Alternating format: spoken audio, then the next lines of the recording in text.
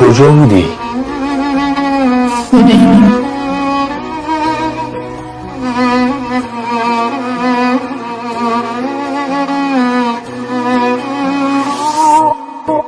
عشق تو کورم کرد. رفته بودی اونجا چیکار؟ رفتم بگم دست از سر زندگی بزن. رفتی پیش اون مرتیکه عوضی واسه التماس؟ حامد من غلط کردم، به خدا هر کاری کردم به خاطر جو. چرا از من پیمون کردی ها؟ چرا به من نگفتی؟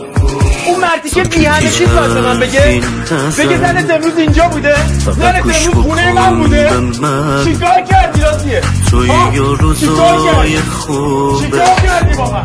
منم و این همه قرص آهای بی معرفت رو تو قسم میخوردم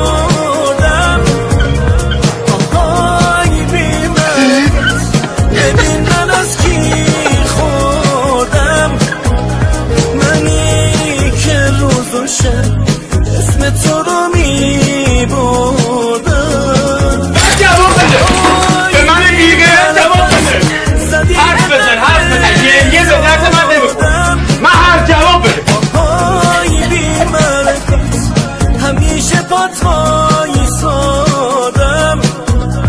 دیگه دیل نیا زمین افتادم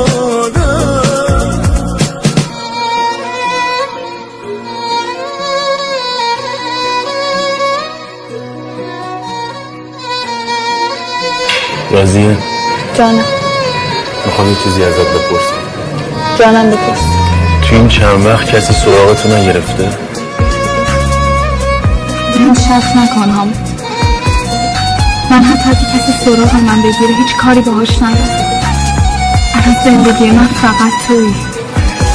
تو خوشی کورت کرد از منم دورت کرد تو که جای من نبودی ببینی چی میکشم تو رو در وایسی نمون نمیخوای وایسی نمون من نمیخوام حامد در مورد این ملاقات خانم چیزی بهت گفته؟